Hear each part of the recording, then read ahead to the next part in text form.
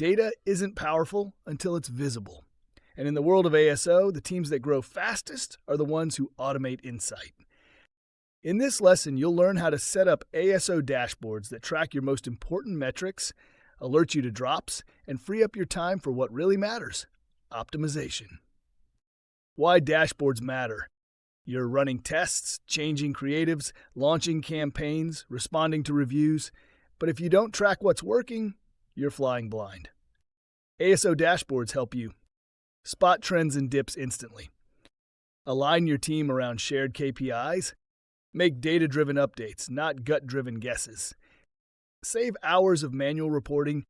They're your command center for visibility and growth. Step 1. Define what you'll track. Before you open a dashboard tool, define the 6 to 10 KPIs that truly drive growth. For ASO, that usually includes visibility metrics, search impressions, top ranking keywords, category ranking changes, conversion metrics, tap-through rate, listing visits, impressions, install conversion rate, installs page views, engagement and quality, retention, day 1, 730, uninstall rate, average rating, volume of new reviews. Bonus, include metadata A/B test performance if you're running experiments.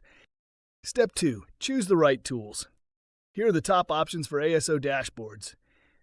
Data Studio, Looker Studio, Google, free, flexible, great with Firebase or BigQuery. Tableau Power BI, powerful for teams with complex data. Sensor Tower, AppTweak, Mobile Action, ASO platforms with built-in dashboards. Airtable or Notion plus APIs, great for lightweight tracking with manual flexibility. Pro tip, most ASO dashboards combine data from multiple sources. Use a tool like Supermetrics, Airbyte, or Zapier to unify your data pipeline. Step 3, automate data collection. Connect data from Google Play Console, App Store Connect, attribution tools like Adjust or AppsFlyer, ASO platforms for keyword tracking, Firebase or Mixpanel for retention and event data. Schedule daily or weekly refreshes so your dashboard always reflects live conditions. Step 4, visualize what matters. Structure your dashboard like this. Top section, daily weekly highlights, e.g. new installs, keyword wins, top countries. Middle section, conversion and retention KPIs. Bottom section, review trends and alerts. Use color-coded change indicators, green for up, red for down, to catch shifts fast. If possible, trigger email or Slack alerts when thresholds are crossed. Step 5, share and act. A dashboard is only valuable if it leads to action. Review weekly with your team. Share highlights in growth meetings. Use dips or spikes as starting points for tests. Document learnings alongside your visuals. Final thought. ASO dashboards don't just save time, they create clarity.